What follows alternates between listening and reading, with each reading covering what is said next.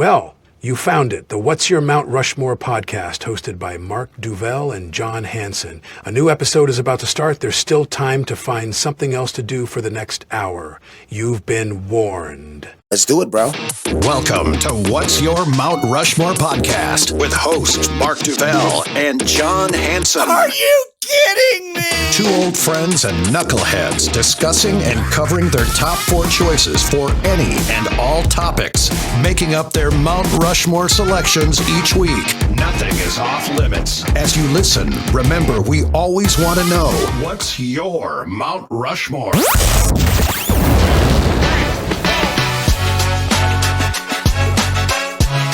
Hey everybody! Thanks for joining us once again at the where the hell are we?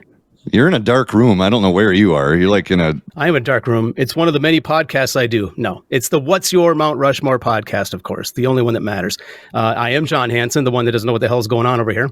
I am Mark Duvel, and I don't really know what's going on either. I just know John looks like he's in solitary confinement, and they gave him like an hour to do this podcast, so we will try to be quick and efficient. But welcome back to a new episode, and as you can see, this is a weird topic. It kind of is, and I mean that in every way possible because it's so vague, because it can be interpreted so differently by anyone who's trying to pick their four picks that would describe what a guilty pleasure movie means to them, which we will get more into.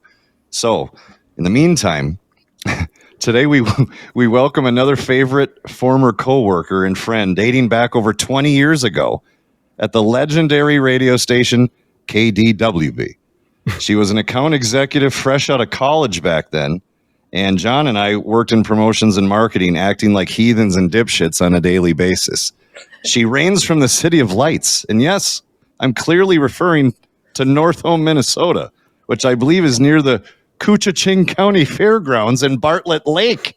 Deep pull. And that is not to be mistaken for the Tommy Bartlett Water Show, by the way. I warned John he better be rested for this and have some caffeine in the system because she's typically shot out of a cannon and one of the most overall fun people I can say I ever worked with. I just wish it would have been, quite frankly, for a little longer. So let's get to it as we proudly welcome to our podcast, Anna Koehler. Look at all these people clapping in here. That's God. you. Wait a minute, that's you clapping. Thanks. Wow, Seriously, welcome. Tear to my eye. Thanks. Yeah, it's. I can't believe reunited. It feels so good. It does feel so good, and it truly. There was like what were you there? Like 4 or 5 years, give or take. You were a sales rep at KDWB. I think 3. Yeah, two in the fun building, and then one in the lame one. Yeah, and that's when things really went just south. Yeah, it did. But we still have the memes. Butler Square. Yeah, Butler Square was where it was at, but you stayed in the game, right? You were a sales rep for KS95 for many years. There was the mass exodus. We went to Clear Channel East, which was Hubbard. Everybody went there all at once. That was where all the GED kids went. It was like the Breakfast Club detention hall of radio. But yeah, we went there I was there for 20 years, and now I'm at Media Bridge with another old coworker. Huge shout out to Tracy too, because she's awesome. I'm so happy that she's done what she's done with her career and her business, and she's a titan, for God's sake. She is, I know.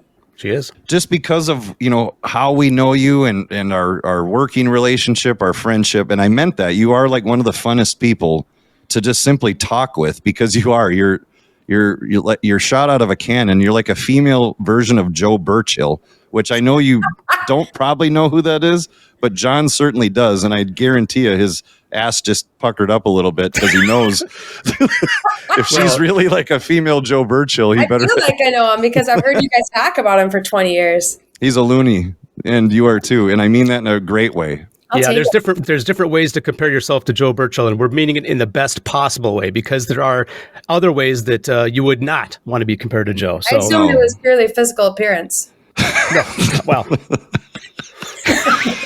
No, only corn dog ladies at the fair would know that. Oh, no! Whatever that means. We don't know what that means. So that's the thing, like how I kind of defined a guilty pleasure movie for me and how I came up with my list was they are movies that I secretly love, And now that I'm on a podcast declaring my favorite 4 of all time, I'm opening myself up to the embarrassment that could follow. And in the end, though, I do own it. I'm proud that I love these. I just don't expect many 48-year-old dudes would like sit down on a Friday night with nothing to do and watch these movies, from start to end. Yeah. So Gone with the Wind was a surprise that you chose. you got my text. That was a dark horse. The one he had is Gone with the Breakwind, I believe, actually. That's the one he went with. And I hope Anna's movies aren't the ones that you have to go behind the curtain at Mr. Movies to find. They were, and then you told me it was a different kind of show. I can't wait to hear what you're going to come up with. And as usual, I will pretend to be interested in John's picks, just like he does with mine. And round we go. Right, yeah. Okay, so I want to tell you my process, first of all. Should I start with my process? Yeah, please. All right, so at first I was noticing that why is every movie out of the 80s and 90s? And I remembered the trickery that was the 90s, because remember, you'd turn on your cable and they would just be playing. It's not like now you have to go and choose them, and so you have to find them. They would just be offering. And so movies that you never would have chosen, but it would just be on, and that's the only way you ever would have taken in that movie. But now it's your guilty pleasure, right? Because you never would have chosen that. So half of these were just on my mom's TV, because my dad didn't have cable in North Home. So I'm from a broken home. Did I mention that? All right. You did not. But we do have a hotline. Let's make our first caller. All right. So my first pick here is Cutting Edge. Do you remember Cutting Edge?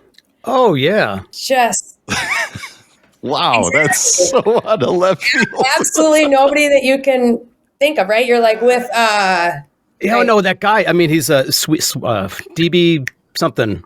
Oh God, you're good. Yeah. DB Sweeney? Is that his name? I don't know. I thought it was DB Layton, but I remember that's GB Layton. That too. Maybe him. But it's the figure skating movie, right? That's what it is. Yeah. Finger painting. Remember when he says, I'm doing some figure skating, and his brother in the bar goes, finger painting? Yeah. He's an ex-pro hockey player that like tears his retina and it just like puts him out forever. And then he becomes an Olympic figure skater. Olympic star Doug Dorsey's the best hockey player in America, and he's about to retire. Kate Mosley was America's sweetheart. Until Hercules here learns how to lock his grip, this will have to do. For both of them, the Olympics had become a faraway dream. Here, you try. Until someone Those are figure skates, pal. set up the ultimate blind date. Who the hell do you think you are? That's one that I love and I forced my kids to watch, and I was like, I can't wait to watch this with them. It actually applies to every movie I picked, and then they just go, God, you're so lame. Yeah. That's my first one. That's very cool. That was like in the, I'm going to guess, either late 80s or early 90s. I can't remember the year. That had to be like what? That had to be 89, I would guess. I was going to say like 88, just based on like I remember renting it. Got it. It was 1992. It was 92. 92, yep. 8th grade. All right. It's a good year. Wow. Awesome. That is a great start because of the randomness. That again, I have no idea what either of you are about to say. When we have guests on and they surprise us, that's sort of what we love. So, we know each other pretty well. We sometimes have an idea of what our picks are going to be, but when you have a guest on, we don't know what's going to come out of their mouth. And that was a perfect example. Toe pick. Isn't that what they always say? Toe pick. Now you've got a movie for toe pick. Yeah. Now you've got a movie for date night. And I guess I'm not going to act that surprised because one thing I do know about Anna, you are like a true, for real hockey super freak. Yeah. That's why I'm broke. That's true. Do all 4 of your kids play hockey, by the way? 3 out of the 4 play hockey. And then the 4th one picked the only other thing that's more expensive than hockey, which is horses. So that was fortunate. Oof. Wow. Yeah. But she did actually start out figure skating. So at one point, all four were on the ice, but she likes to skate. She doesn't like to play team sports. She's a control freak. So, well, yeah, that makes sense. A control freak getting on an animal that's 5 times your weight. Yeah. Pretending that you have control of it, for sure. Exactly. Yeah. I love Wow. it. Well, good start. Random. And I love it. I love it too. So I guess I'm up next then. So the way I approached my list, I kind of went down the road of the reason why they're guilty is because they're not the best movies. Okay, I'll be honest. The 4 movies on my list are not 4 of my favorite movies, but they're movies that I love, and I'm kind of embarrassed to say I love them because they're not that great of a movie. Not good. Yeah, the first one is perfect for that because it's from 1990. Kevin Bacon, and the movie is Tremors. Oh my God! I just referenced that movie yesterday. Really? Did you really? I just referenced it yesterday because I for like years got that movie mixed up with Holes, and I wouldn't let my kids watch Holes because I was like, no, because that movie terrified me, Tremors. And then I watched the preview of Holes, and I was like, well, this isn't Holes. What have I been referring to? And it was Tremors. For anybody who has not seen it, it's about these giant sandworms, which I think was kind of stolen from the movie Dune, actually, because there's giant sandworms in the movie Dune, too. What the hell are those things? How could they eat a whole station wagon? But where do they come from? I vote for outer space. No way these are local boys. No Richter scale can measure it. They're coming! No scientist can explain it. Bert, they're under the ground! And no one knows what to call it. Megaworms or suckers or suckoids. Kevin Bacon starred in this, I don't know, kind of a campy movie. They actually classified this as like action horror movie, if you can believe it. Get this, the same weekend that this came out, the movie Born on the 4th of July came out. So that was a big, massive hit. It did not. So the Tremors was never a #1 movie because it got bumped off right away. I'm sure that was the reason it wasn't the #1 movie because it was. Other than that, it would have been a shoo-in. That's the only reason. Yeah. Wow. Well, there you go. So. Tremors and Cutting Edge. Here we go. Now I'm going to follow it up with watch this come totally from a different angle. And it's a much newer movie from 2006. Now, yes, some of this is based on the premise that I said this to John when we were not on yet. Like, hey, man, just keep in mind, some of mine are based on what I believe my image is. And he laughed at that because he's like, what the fuck is your image? Yeah. Huh? And I'm like, well, because I'm just like a typical dude, right? I'm a dumb, just dopey guy, right? Just trying to get through life. And I'm not supposed to love this movie I'm about to talk about, but damn it, I do. I'm talking about The Devil Wears Prada. Oh my God. Wow. I love this damn movie, and I wish I could even tell you why. I can tell you why, I guess, but Anne Hathaway, is that why? It's part of it, obviously. It's her, and I mean, who doesn't love Meryl Streep? I mean, she is like royalty. She's one of the best to ever do it.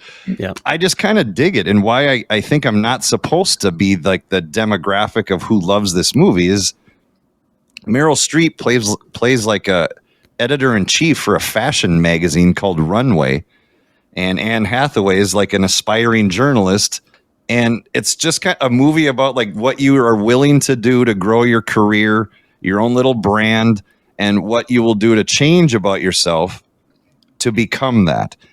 And I don't know, I love the movie. Emily Blunt, Stanley Tucci, even Giselle is in this movie. So Giselle's not a huge role in it, but a little cherry on the sundae. Do you want me to say poor you? Miranda's picking on you. Poor Andy. Wake up, 6. She's just doing her job. Don't you know that you were working at the place that published some of the greatest artists of the century? Halston, Lagerfeld, De La Renta. And what they did, what they created, was greater than art. Because you live your life in it. Well, not you, obviously, but some people. When I first saw Anne Hathaway make this movie was Princess Diaries. Actually, you know what this reminds me of is when she just was a frumpy girl and then suddenly became gorgeous and just what she'd be willing to do to elevate her career. Is that I've never seen? Is it really the same? I've not seen I've heard of it clearly, and I know that I think that's like her breakout role, wasn't it? The Princess Diaries. And I don't mean to crap on your movie, but I'm just wanting to add to the list because now that you know that, I'm like the Goodreads of movies right now. Like if you like that one, then you're gonna like this one, Princess Diaries, and there's like 3 of them. So buckle up. Ooh. I do remember when that movie came out, and I'm pretty sure that they actually marketed it directly at dumb, dopey dudes. So I think you are in the demo. I think you are supposed to like that movie. So it's third on your list then too? You know what? I've never even seen that movie. I'll be honest. You've never seen The Devil Wears Prada? I've never seen it. And like I think it's been in the background of like my household chores at one point, but I don't think I've ever sat down and popped popcorn for it. But wow. Yeah, the one thing you'll get to know when you watch the movie is the same damn cell phone ringtone is like throughout the whole movie. This was pre-smartphone ring. Oh, yeah. Well, Anna, what do you got? What's number deuce? All right. Number 2 is going to be the other backstory. I went through the idea of how I got started on Guilty Pleasure, but I also uncovered a full genre of guilty pleasures, and that's every 80s action film that's ever made. And so if you look at Chuck Norris, Arnold Schwarzenegger, Jean-Claude Van Damme, how dare I? Every single one could be on this list, but I chose Commando because Yes. who has a helicopter just in their backyard just in case their daughter gets kidnapped? And it's Alyssa Milano. It's Alyssa Milano. Oh. And she hides under the bed. I'm like, anywhere but under the bed. So, and he has the best all-time line when he goes, you're a funny guy, I'll kill you last. And then later on, he's like, remember when you said you'd kill me last? And he's like, I lied. And then he drops him over the balcony to his death. And then you can see the cord coming out of his foot. You can? Oh, totally. I have seen this movie an embarrassingly amount of times. A lot of it is because of Schwarzenegger and just the action scenes. Yeah. Alyssa Milano was my little crush, so that was a big part of this too. Everybody had a crush on her or Elizabeth Shue. I love the scene though where he raids the military surplus store. Yes. Yeah. And it's just the montage and the music that goes with him just equipping himself to go attack this island or wherever the hell they're keeping his daughter. Right. And also everything's unlocked, everything fits, everything's ready to go and armed. It's amazing. You're a funny guy, Sally. I like you. That's why I'm going to kill you last. Any carry-on luggage? Just him. Feature film. Your flight attendants are Susan and Lance, and I'm Vicky. We're here to make... Do me a favor. Don't disturb my friend. He's dead tired. Remember, Sally, when I promised to kill you last? That's right, Major. You did. I lied. What'd you do with Sully? I let him go. And then he just happens to have all the camo, all I've prepared. This is what I've prepared for. And before every scene, they had time to oil him up. Yeah. Well, thank God. Thank God. It was before Diddy's time. They just had plethora. Oh, no. This was Diddy's Island. Am I going to? Uh-oh. It's a backstory. Are we editing that? Allegedly, Diddy likes baby oil. Allegedly. Also, remember the villain on it. Remember how we would always go, John? Remember when he was talk to him like, John? He would always say his name like that. It was always super creepy. Anyway. I believe he also wore a tank top made out of chains. Yes, he did. I've been trying to find that on Amazon and I can't. Wow. So good. Yeah, they're sold out. Thanks a lot, John. John. Fuck you, asshole. Wow. What year is Commando? Do you know? Do you have any I'm going to look it up. I'm going to guess 86. I'm going to say 86 too. Wow. Very close. I would have guessed late 80s, but 1985, which begs the question, what was my dad doing? Why as a 7-year-old was I watching that? That's a good question. That's a good Probably question. for the same reason I know every word to Goodfellas. They just... Yes. That reminds me of John and I recently did an episode where it was Western movies, and I made that same comment that when I was very, very young, I slipped into the room while Blazing Saddles was on, and that's worse than Commando. I mean, yeah, that could have been on this list actually, but everybody loves that movie. That's not really a guilty pleasure. Good pick though, Commando. It's Commando. Is that why we talk about not wearing any underwear being Commando? Does it have anything to do with that movie, or is that completely willing to get to the bottom of it with some film research? I would research it, but I do not want that in my search history, so I'm going to avoid it. I'd advise against it. All right, Johnny boy, what do you got? All right, so my next movie, I don't think this is a movie that I think you either like this movie or you've never seen it. I think that's the category, and it's Galaxy Quest from 1999. Wow. It's a Tim Allen movie. It's also got Sigourney Weaver, Alan Rickman, Sam Rockwell. It was a decent movie at the box office, but it kind of became one of those cult following as time went on. And the premise of this movie, it's basically about a fake cast of an 80s, or I should say a cast of a fake 80s sci-fi TV show, sort of like a Star Trek type TV show. And these people that are in this cast later on in their career, after the show ended, they have to do these dumb conventions to make money and go and meet their weird fans, just like Star Trek fans would have to come to conventions and so forth. But what happens at one of these conventions is the main character, Tim Allen, he was the captain, the quote unquote captain of the TV show. But he gets kidnapped by real aliens, and he doesn't realize they're real aliens. He thinks that they're fake fans that are just dressed up like everybody else at this convention. Turns out they're real aliens, and they want him to rescue them and all this stuff because they think he's an actual starship captain. They're watching these TV shows in space, and they think it's a documentary. They don't realize that it's a scripted show. Is this nonfiction? Is this a true story? It is a true story. It did happen. What? Just last week. But I think it's very, very funny. And Tim Allen, he plays kind of a dick in this movie, and the other people in the cast don't like him. And Sam Rockwell and Alan Rickman are both very, very funny in this movie. So I love it. I think it's a great movie. It's sort of a weird parody of something like Star Trek, but at the same time, it's kind of a good straight up comedy. In the far reaches of the galaxy,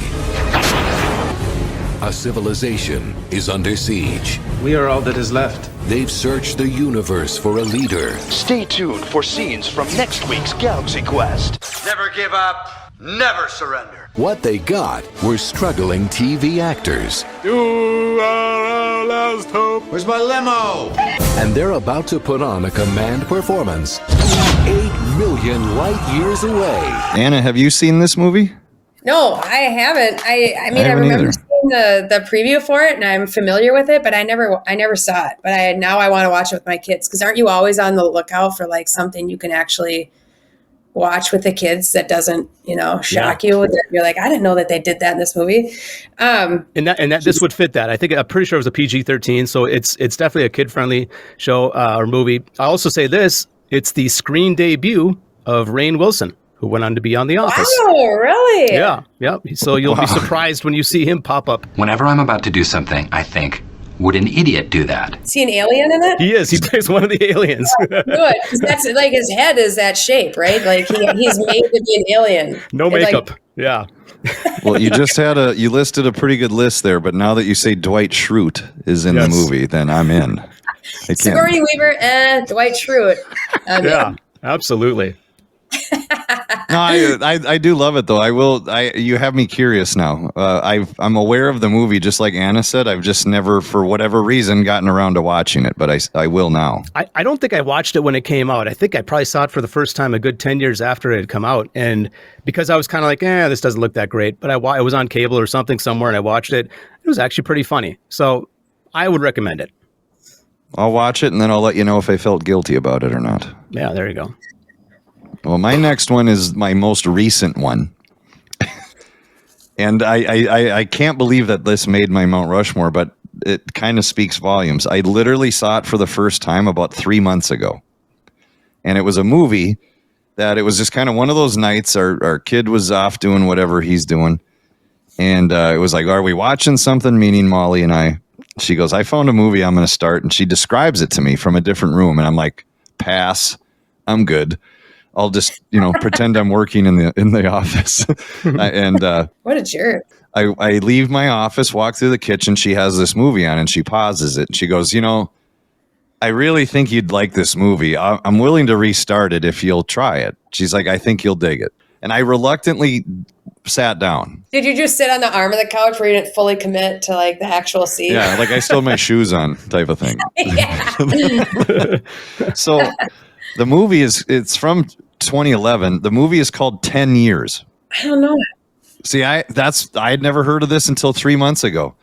Okay. What she doesn't know, though, is after we watched it that night, she has no clue that it actually affected me. Like, you mean she still doesn't, or you finally told her? No, she will eventually. After she listens to this? Well, if she listens to this. Yeah, it's at 50-50. Oh, is that Channing Tatum? It does. So it has Chris Pratt, Channing Tatum, wow. Rosario, is that how you say your name? Rosario Dawson? Yeah. Oscar Isaac. Here's an important one. And I'm not going to be a spoiler because I really do recommend watching this movie, despite what it looks like. And you read about it and you're like, whatever. It really is a movie about a group of people who are going back to their 10-year high school reunion. Thanks for coming. I'm excited to meet everybody. Finally get some dirt on you. It's gonna be great. Like old times. It's you and me, I say. Okay, papi. Mommy's gonna have a night without you. I gotta go. Oh, we just passed it, so Oh.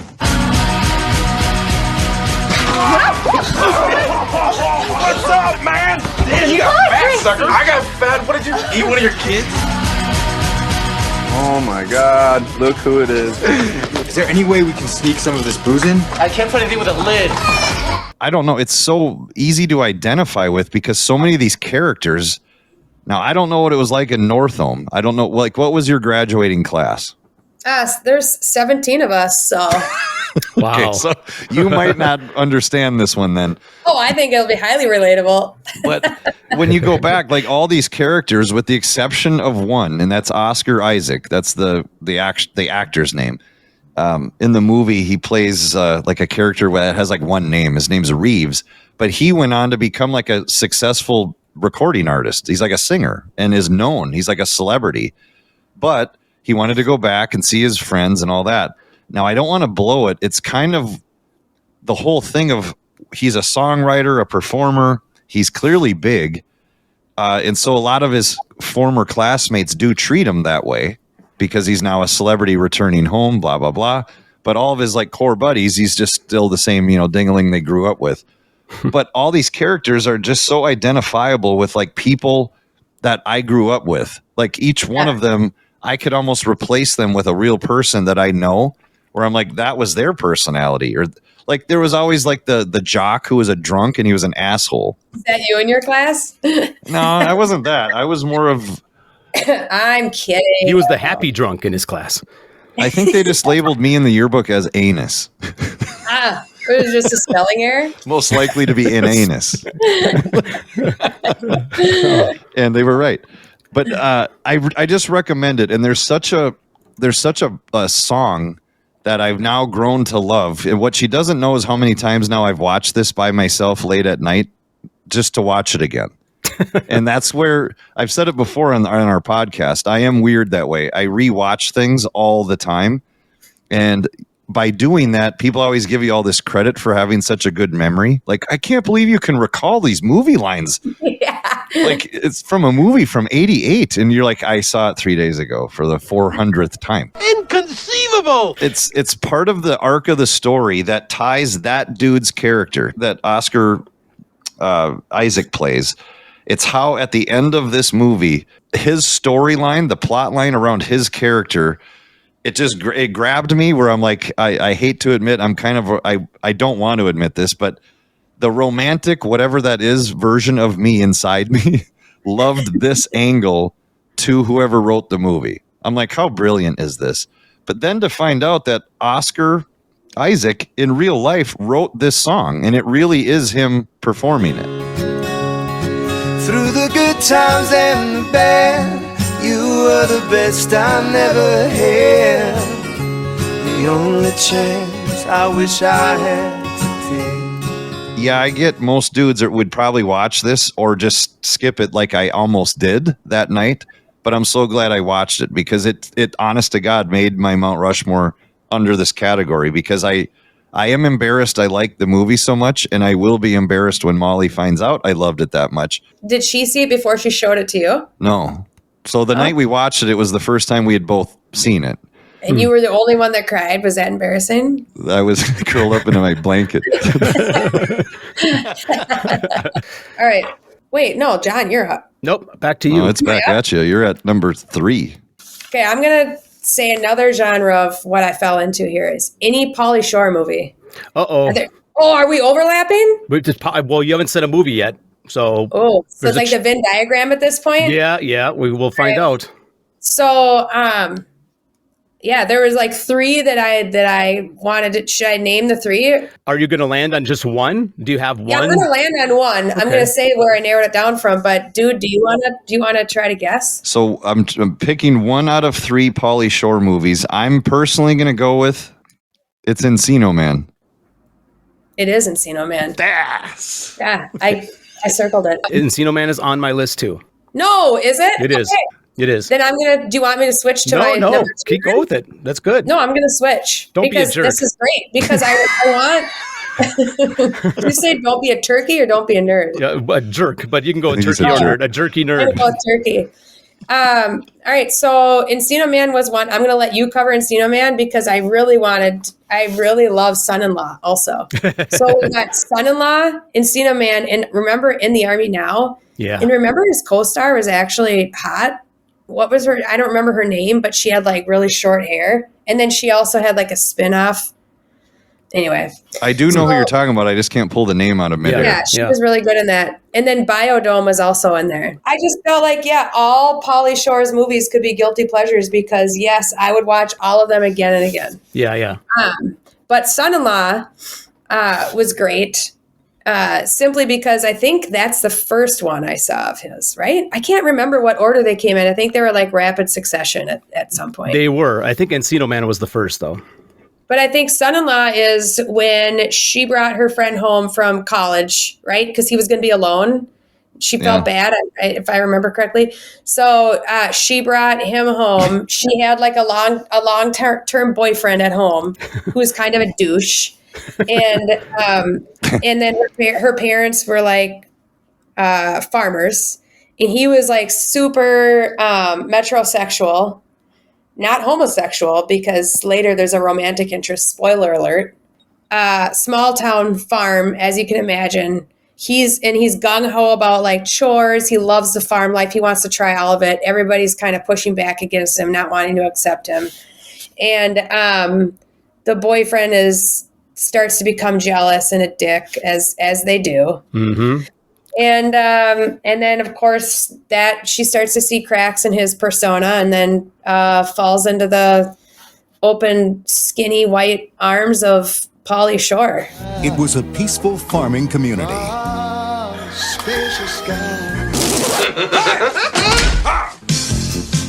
Middle America. Who the hell is that? Weird.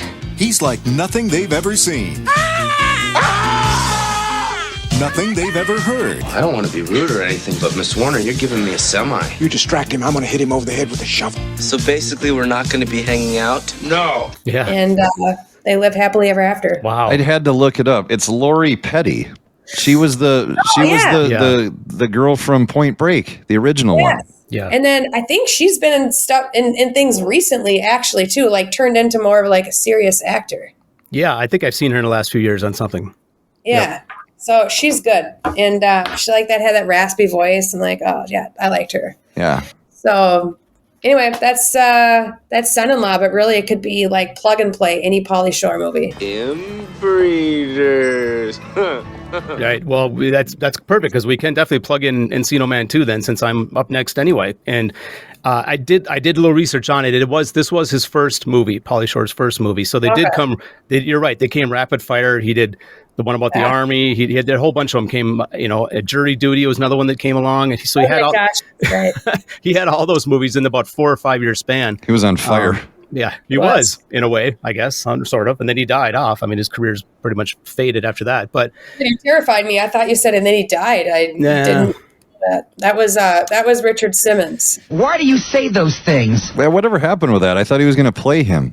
Yeah, he was going to, and then I think his family put the kibosh on it. I could be wrong. Oh, really? They lawyered up and said no. Wow. Probably. I'm not shocked John picked this because he still does talk like Pauly Shore from Encino Man and uses all those phrases in his day-to-day life. If you're edge because I'm wheezing on your grind, it's just chill. Because if I had the whole Brady Bunch thing happen at my pad, I'd go grind over there. So don't tax my gig so hardcore, Cruster. No more wheezing the Jews. They're at 7-Eleven where they're like we're wheezing the Jews. No more wheezing the Jews. And then Brandon Fraser was his co-star. And was that his first role? That was his first movie. Yeah. So that movie introduced us to Brendan Fraser, and and by the way, that character he played, Link, in this movie popped up in a couple other Pauly Shore movies as little cameos. I think he might have popped up in. I don't remember that. Yeah, it was a couple of them he popped up in. So as Link? Yeah. Yeah. The caveman guy? Yeah. Are you sure you're watching YouTube edits? Well, maybe it was my own they edits. also have like an alternate ending to Titanic as well. That's not real either, John. Oh, what? I preferred that ending too. The one where they made it to New York? That's boring. Yeah, they lived happily ever after. And she got her ass over on the boat on the door and let him climb on, and then they lived. That's lame. The one I saw, everyone on the ship did live, but they all had food poisoning. I think that was Stand By Me. It was a Barfarama. Oh, yes. Stand By Me. God, I love that movie. Smartass on the Titanic, because that's how you know it was Stand By Me. That's awesome. What a great Sorry, movie. I took a sharp left there, but back to Link. Well, a couple quick things about this movie that you may not know. Ben Stiller was actually originally cast to play Link. And, they made a change there. And Pauly Shore won an award for this movie as the worst new star. He won the Razzie Award for this movie. Such distinction.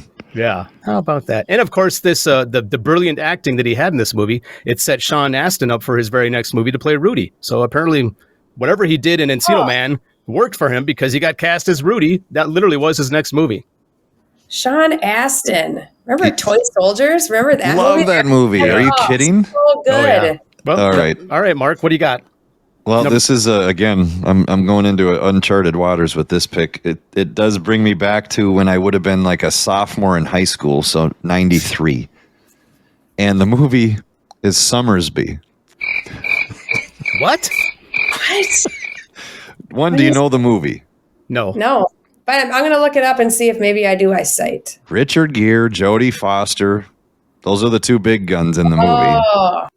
Features James Earl Jones. It's like a romantic thriller, but it takes place truly like after the Civil War. So, Richard Gere plays this character that he returns from war after being gone for like 6 years, 5 or 6 years, but he's actually not the guy. And I don't care if this is spoiling it because it kind of doesn't matter. And the whole premise is he returns to this home that was not his, posing as someone he was locked in jail with for 5 years. Oof. So he got to know everything about him. And they always were told they looked like they were twins. So he takes the opportunity to just kind of crash into this dude's life, take over his farm, his family, his wife, his kid. And there's little things along the way that obviously create doubt that this dude is an imposter. What the hell's going on here? But then you're like, but it's cool because they love each other.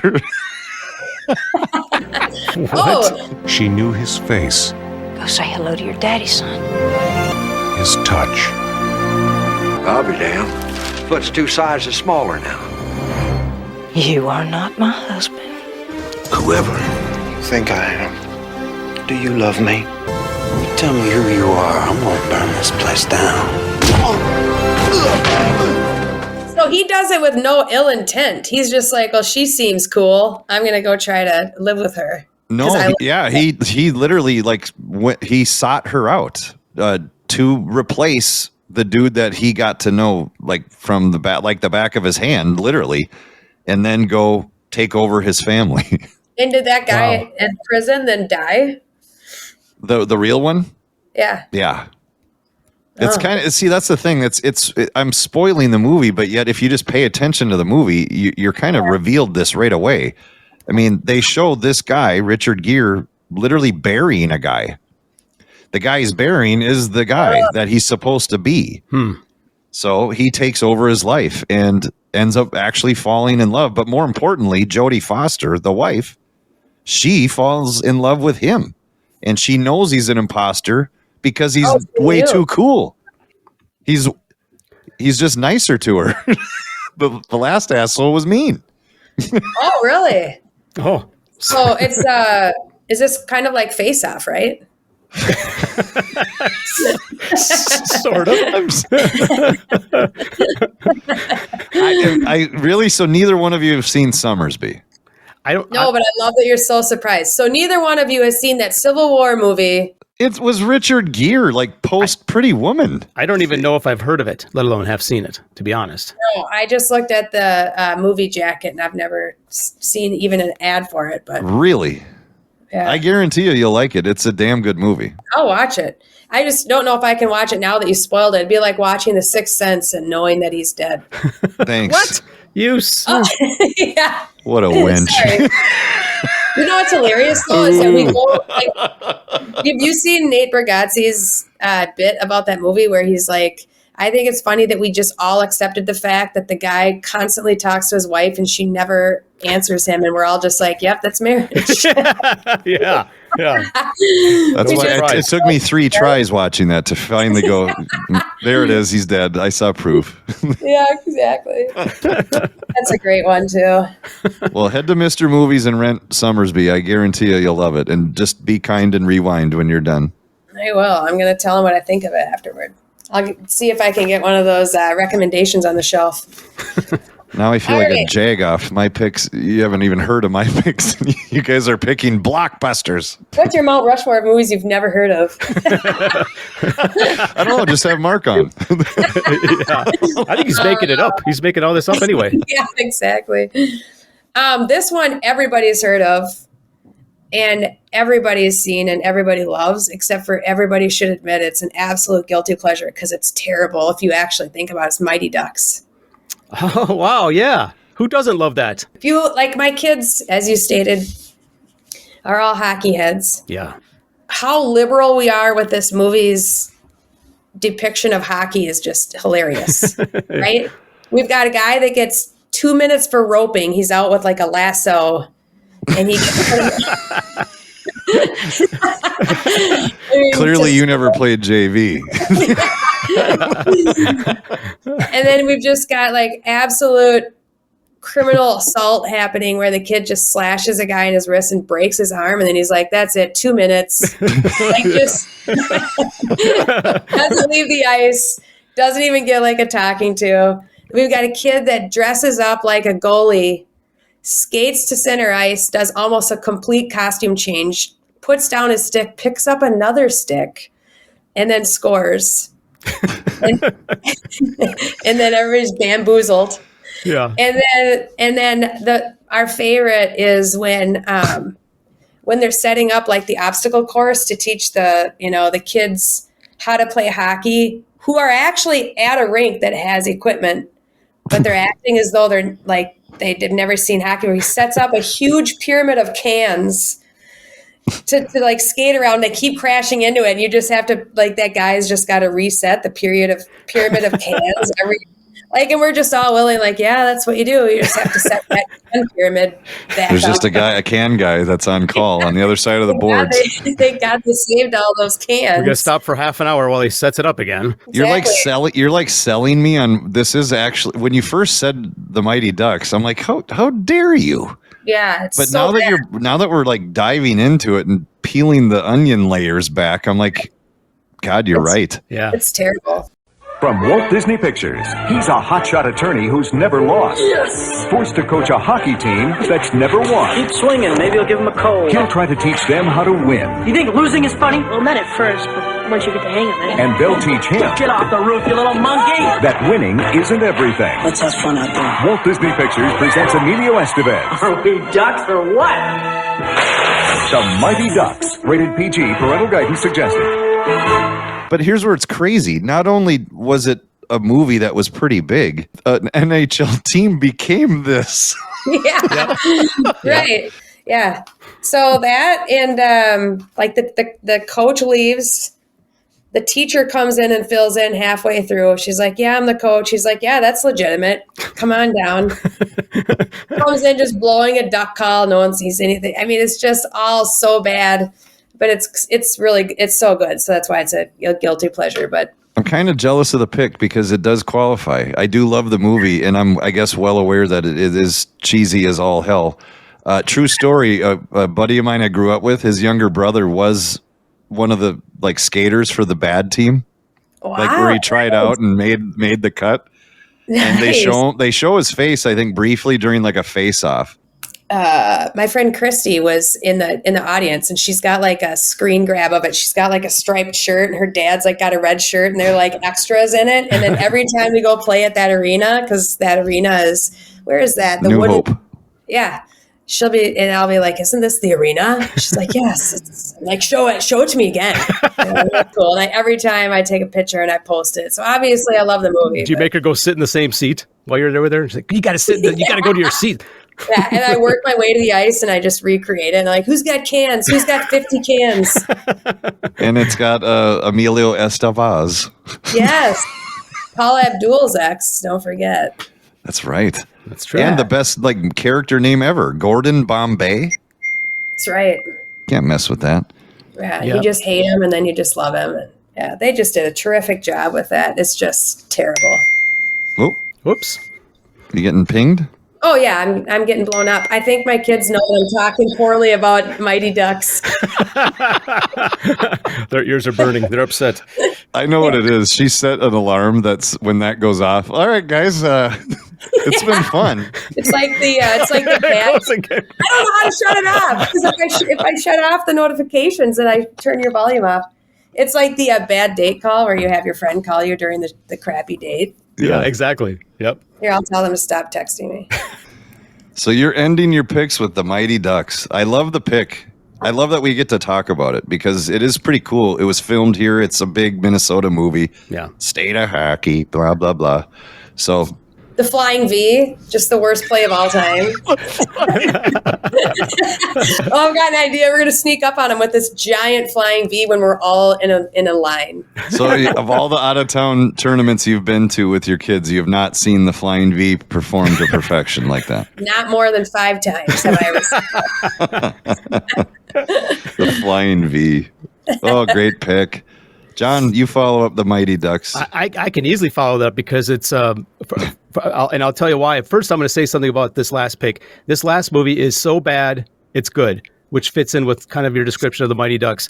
It also fits in because it's an Emilio Estevez movie, too.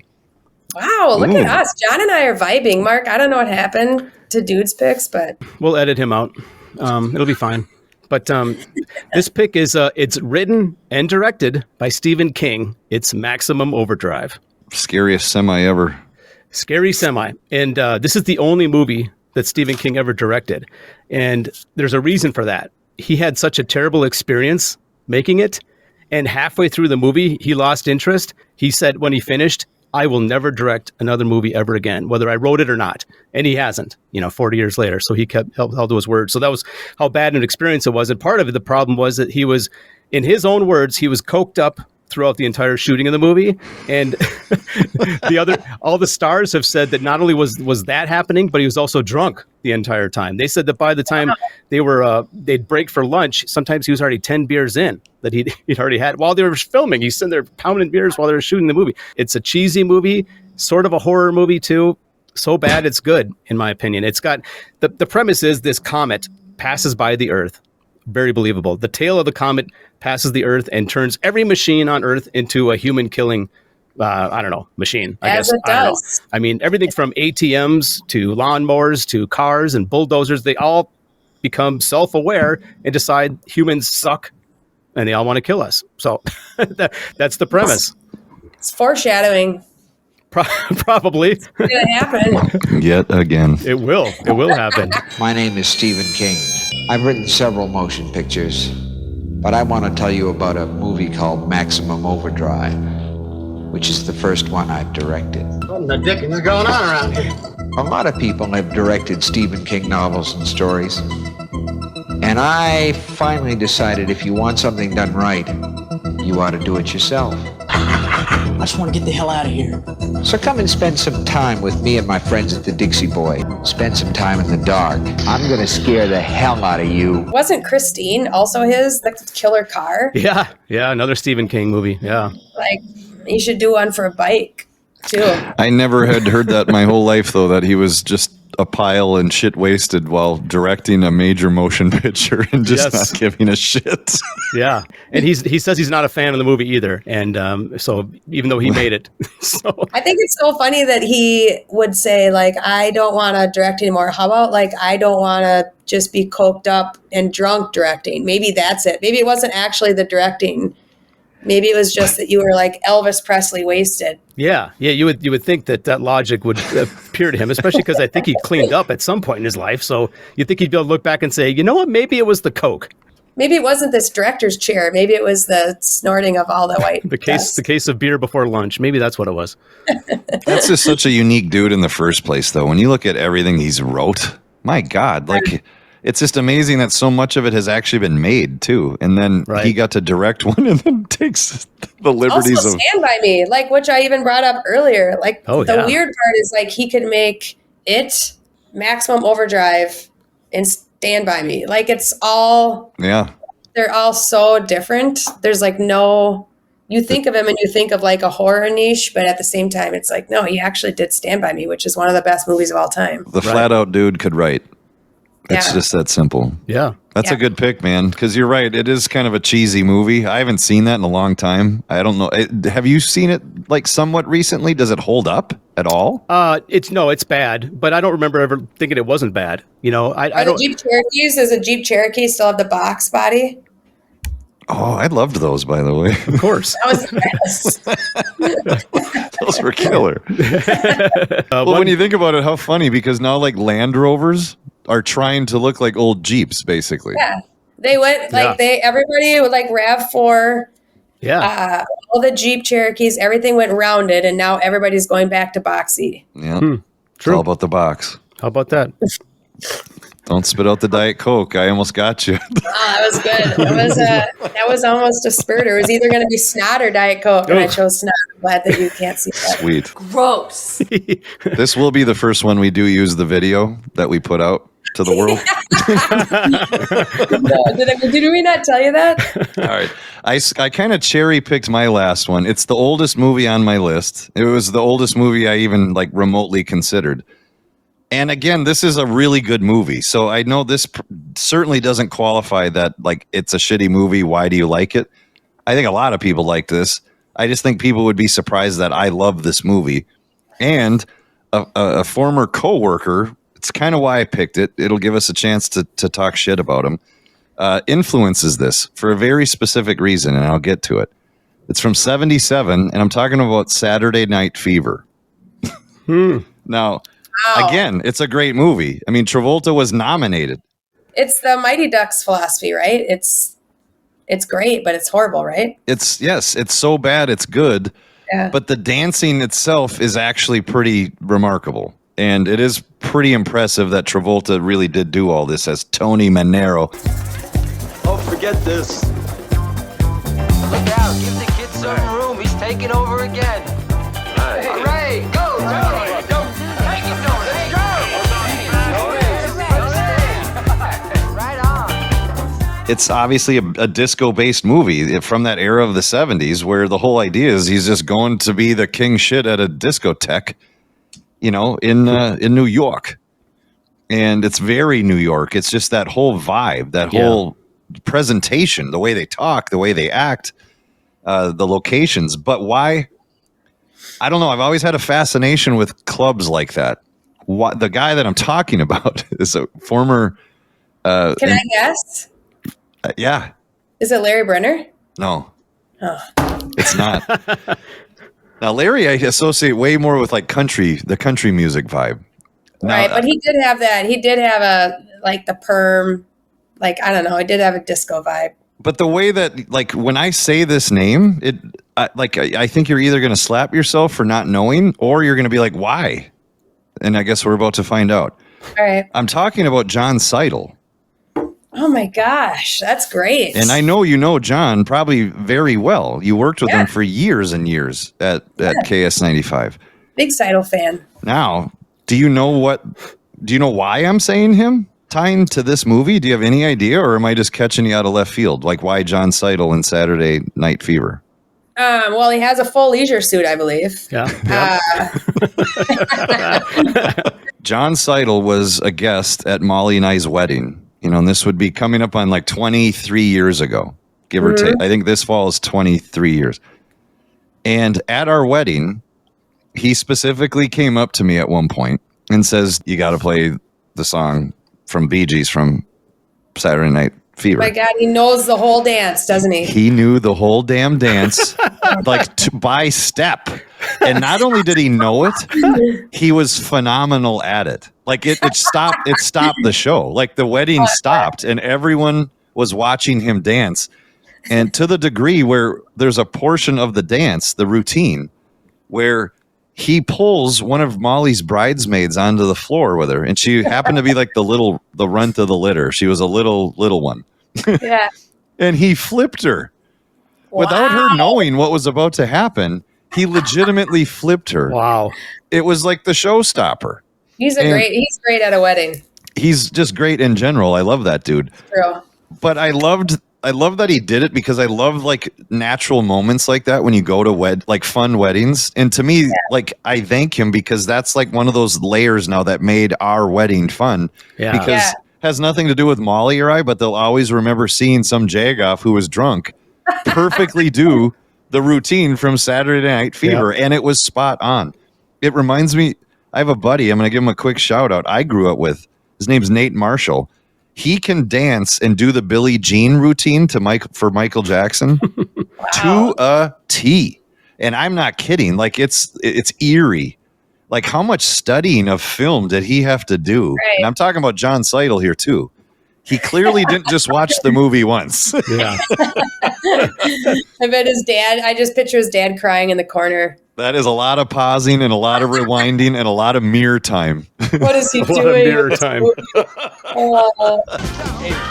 Hey, are you as good in bed as you are on that dance floor? Well, are you? I wanted to cherry pick this just because I wanted to talk about John Seidel when you know who I'm talking about. Totally. But from what I've gathered, he would literally do this at every wedding he would go to. Well, why wouldn't you? If you spend that much time learning it, you've got to break it out. You can't just sit on that. You can't sit on that gift. Share your gift. Yeah.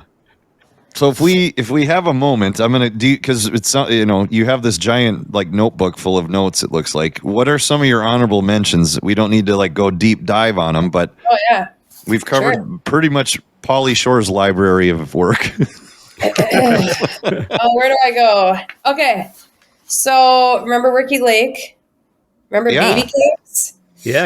Baby Cakes. She was like the overweight, super fun girl that just like couldn't get the guy because she was overweight. And then remember 16 Candles, Jake? Remember like the hot love interest? The oily bohunk. Yeah. I couldn't get enough. The poster behind you.